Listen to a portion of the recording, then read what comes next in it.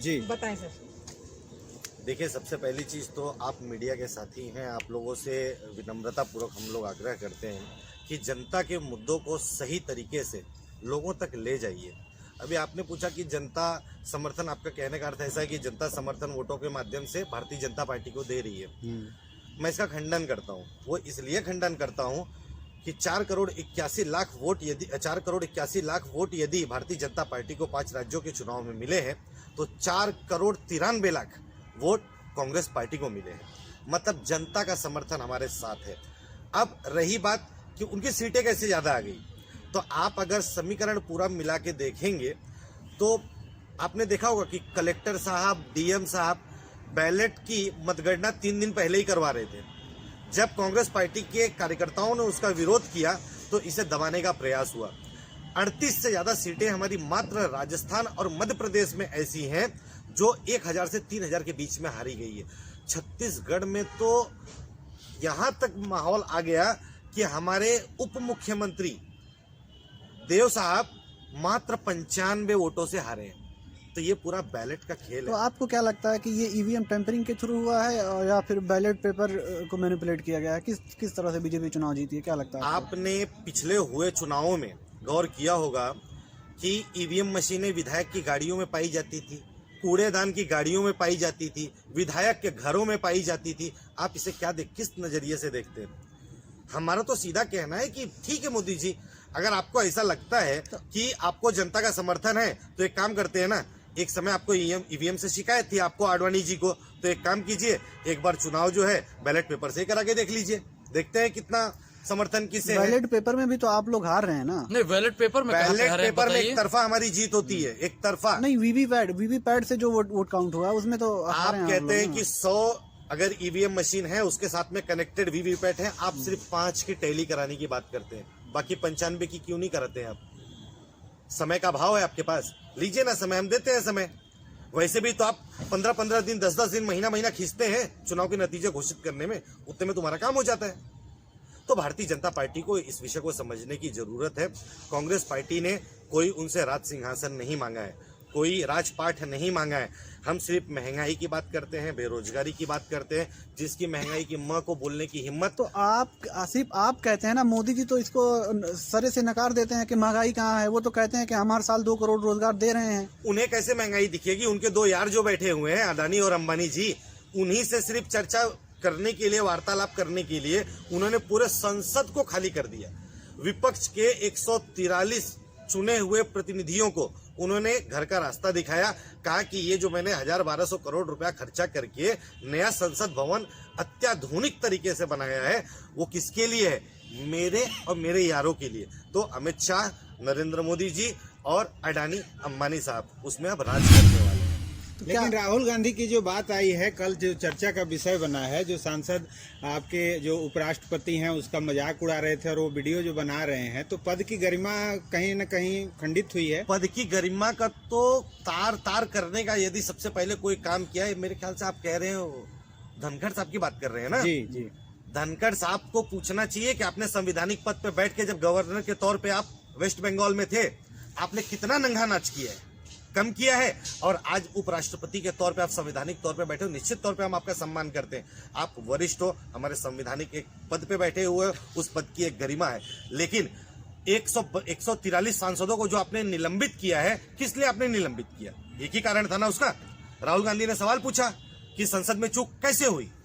वहां पे सिर्फ भारतीय राष्ट्रीय कांग्रेस के या इंडिया गठबंधन के लोग ही नहीं थे ना, बाकी के भी सांसद थे। सबकी जिम्मेदारी राहुल गांधी ने अपने कंधों पे उठाते हुए कहा कि इसकी जिम्मेदारी हो तो सीना टाने, जवान वहां पे खड़ा रहा। लेकिन प्रधानमंत्री जी ये कैसे बता दे कि प्रताप सिन्हा जी जो उनके ही सांसद हैं, उनके ही सिफारिश पत्र पे तो वो 2 अराजक तत्व संसद भवन में कूदे थे। सिर्फ ये न कहने के लिए उन्होंने 143 सांसदों को निलंबित किया, जो हम लोगों के मन में खटका। इसलिए आदरणीय राहुल गांधी जी के आदेशानुसार भारतीय युवा कांग्रेस के हमारे राष्ट्रीय अध्यक्ष श्रीनिवास बीवी जी के अध्यक्षता में हम लोगों ने संसद घेराव का आह्वान किया। और आज जब हम संसद घेराव करने के लिए जाने लगे, दुर्भाग्यपूर्ण है, ये तानाशाही रवैया ज़्यादा समय नहीं चलेगा। सरकारें आती हैं जाती हैं, पुलिस प्रशासन का भी हम दोष नहीं देते हैं, लेकिन जय शाह के पिताजी अमित शाह जी जो कि एक नंबर के गैम्बलिंग में माहिर हैं, वो व्यक्ति ने पुलिस प्रशासन को दबाव में लाके हम युवा साथियों को बर्बरता पूर्वक पिटवा कर घसीटवा कर मंदिर मार्ग पुलिस स्टेशन में गिरफ्तार करने के लिए मजबूर पुलिस वालों को किया। आप परिस्थिति देख सकते हैं, इस प्रकार से घसीट के लेके जाया जा रहा है। लेकिन इनसे क्या लगता है इन्हें कि कांग्रेस के सिपाही और राहुल गांधी के सिपाही डर जाएंगे? दिखाएंगे जरा से दोबारा से। नरेंद्र मोदी जी को हम इतना ही कहना चाहेंगे कि नरेंद्र मोदी जी,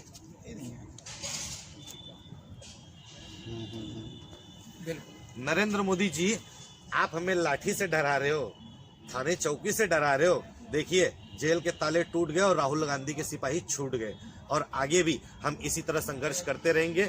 अगर नरेंद्र मोदी जी को ऐसा लगता होगा कि हम उनसे डर के पीछे हटने वाले हैं, तो न हमारा नेता डरा था, न हम डरने वाले। हो सकता है मैडम अगली मीटिंग अमित शाह जी उन्हीं के साथ में वहाँ पे लें। ये आप इतने कॉन्फिडेंस के साथ कैसे कह सकते हैं? बिल्कुल, जब सदन में संसद में सांसद नहीं रहेंगे तो अडानी और अंबानी के साथ में मोदी जी मीटिंग करेंगे। जी आपको कैसे एक नंबर पे लाया जाए, आपका जो काला धन है उसको और कैसे लाया जाए, आप यहाँ से काला धन कैसे बेचा जाए। हो सकता है कि मोदी जी यही चर्चा करें। अगर क्योंकि नहीं, एक चीज बताइए सर कि सदन में जब सांसद नहीं रहेंगे तो महंगाई का सवाल कौन पूछेगा, बेरोजगारी का सवाल कौन पूछेगा, शिक्षा पर हमारे सवाल कौन पूछेगा, हर चीज पर टैक्स लग रही है, सवाल कौन पूछेगा। पत्रकारों की तो हिम्मत नहीं है, मैं मानता हूँ सर आपकी मजबूरी है। अगर आप लोग सवाल पूछेंगे तो शाम को टिंग टोंग टिंग 500 रुपए प्राप्त नहीं हुए, वो हो जाएगा। और इससे बड़ी चीज कि आप लोग को पता होगा कि आप लोग यूट्यूबर्स जो चैनल चला रहे हैं, आप लोग एक माध्यम बने हैं कि जिसकी आवाज कोई नहीं उठा रहा है, आप गली कूचे में जाके उसकी आवाज को उठा के लोगों तक, प्रतिनिधियों तक पहुंचाने का काम करते हैं। तो इन्होंने क्या किया उसके लिए, जिस दिन अपना मध्य प्रदेश में राहुल गांधी जी की भारत जोड़ो यात्रा चल रही थी, उन्होंने यूट्यूबर्स को ही बुलाया। उन्होंने कहा मैं आपकी परेशानी समझ सकता हूं, क्योंकि बड़े मीडिया के जो चैनल है वो दलाली करने लग गए हैं, गोदी मीडिया हो गए।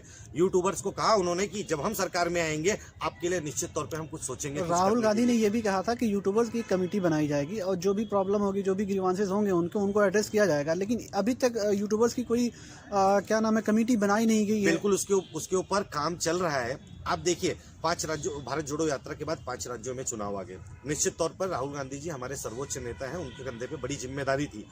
वो आए, उन्होंने बैकड्रॉप से जो हमारी टीम है सोशल मीडिया की, वो सब लोग, हर एक विभाग बटा हुआ है, वो लोग काम कर रहे हैं। यूट्यूबर्स को हमने सबसे अधिक प्राथमिकता दी है और हम चाहते हैं कि आप लोग आगे की श्रेणी में आए, क्योंकि मीडिया आज की जो है चुनी हुई मीडिया, जिसे हम लोकतंत्र का चौथा स्तंभ कहा करते थे, वो गोदी मीडिया दलाल हो चुकी है। इस वजह से आप लोगों को आगे के क्रम में लेके आना भारतीय युवक कांग्रेस की और भारतीय कांग्रेस की जिम्मेदारी है, और जिसकी जिम्मेदारी राहुल गांधी ने उठाया है। यही कारण है कि राहुल गांधी जब एक बार जो चीज कहते हैं उसको 100% करते हैं। तो कल की मीटिंग हुई है आपके गठबंधन की, इंडिया गठबंधन की, उसमें बात खुल के आई नहीं, बात वहीं घुमा फिरा के खड़गे साहब के इर्द गिर्द रही। इसका जवाब खड़गे साहब अच्छे से दे सकते हैं, क्योंकि इस चीज का पूरा जो करता धरता है, हमारे राष्ट्रीय अध्यक्ष एक गरीब परिवार से आते हैं, एक दलित परिवार से आते हैं। आज वो हमारे कांग्रेस पार्टी के सर्वोच्च पद पर बैठे हुए हैं। निर्णय वो करेंगे, उनके निर्णय का पालन करने का काम हम सब साथी करेंगे। और कांग्रेस पार्टी इस बार मैं आप लोग को निश्चित तौर पर लिखित देने के लिए तैयार हूँ, जुड़ेगा भारत, जीतेगा इंडिया। भारत टूटे कब था सर? मैं महंगाई से भारत टूटा था, बेरोजगारी से भारत टूटा था, धारा महिला 144 लागू नाम हुई पे है, टूटा था। मणिपुर आप बताइए में कि हर धारा चीज में तो 144 चल रही है। भारत टूटा हुआ है, हर चीज में भारत टूटा है। भारत अखंड भारत है, हम खुश हैं, लेकिन भारत महंगाई, बेरोजगारी, भूखमरी से टूटा है, ये आप मानिए। आप भारत जोड़ेंगे कैसे, उसके लिए कोई प्लान है आपके पास? बिल्कुल प्लान, लेकिन हम आपको नहीं बताएंगे क्योंकि अगर हम आपको बता देंगे तो आप भारतीय जनता पार्टी के प्रयोगशाला में ले जाएंगे और भारतीय जनता पार्टी 24 का इलेक्शन उसी से लड़ेगी। भाजपा, मैं आपको बताना चाहता हूँ, भारतीय जनता पार्टी ने, जब आप बात कहते हैं ना भारत टूटा कब था, तो इसका सीधा और सटीक जवाब है जब एक भाई को दूसरे भाई से आप लड़वाते हो आपस में। यहाँ पे हिंदू, मुस्लिम, सिख, ईसाई, हम सब भाई भाई हैं, हमने कभी एक दूसरे से बैर नहीं किया। लेकिन जब प्रधानमंत्री नरेंद्र मोदी जी एक दूसरे से भाई भाई को लड़ाने का काम करते हैं, इसलिए हम कहते हैं कि विघ्न डालना बंद करो और हमें भारत सालों का जो मुद्दा था राम मंदिर का सुलझा दिया मोदी जी ने, और आप मोदी जी ने कह रहे हैं मोदी जी ने सुलझाया या सुप्रीम कोर्ट ने सुलझाया? सुप्रीम कोर्ट तक विवाद पहुंचा कैसे? जैसे आप राम मंदिर का ऐसे नाम लेते हैं, तो राम मंदिर के विषय में आप ये कहा कीजिए कि सबसे पहले राम मंदिर के प्रति श्रद्धा दिखाते हुए आदरणीय भगवान श्री राम प्रभु के लिए मंदिर का कपाट खोलने का काम पूर्व प्रधानमंत्री भारत रत्न राजीव गांधी जी ने किया था। ये आपको कहना चाहिए। उसके बाद आपको कहना चाहिए कि मुरली मनोहर जोशी को लाल कृष्ण आडवाणी जी को भारतीय जनता पार्टी ने, ये मैं आप बड़ी जिम्मेदारी के साथ में कह रहा हूं, राम मंदिर के उद्घाटन में आने से मना कर दिया गया है। क्यों? इन्होंने पहली बार नहीं, कई सोने चांदी के ईंट 800 करोड़ रुपए रथ यात्रा के दरमियान इन्हें कलेक्शन आए थे। राम मंदिर के नाम पे इन्होंने चंदा इकट्ठा किया था। ये चंदा चोर लोग राहुल गांधी और गांधी परिवार के लोगों को सिखाएं। तो अब तो आप भी डोनेट फॉर नेशन कर रहे हैं कैंपेन। बिल्कुल, हम राष्ट्र को एकजुट करने के लिए डोनेट फॉर नेशन का कैंपेन चलाए हैं और हमें बहुत खुशी है। ये काम राहुल गांधी जी जब करेंगे तब हम सभी लोग एकजुट होकर साथ में उनके खड़े रहेंगे। और भारत, आप लोग के लिए बहुत अच्छी जानकारी बता रहा हूँ, भारत जोड़ो यात्रा शुरू होने जा रही है जनवरी के पहले हफ्ते में। आप लोग भी आइएगा, क्योंकि आप लोग ही राहुल गांधी के कंधे को मजबूत कर सकते हैं। और हम यूट्यूबर को आपसे जो वादा उन्होंने किया था, हम उस पर पूर्ण रूप से खरा उतरेंगे। हम आपको ये विश्वास दिलाते हैं। जय हिंद।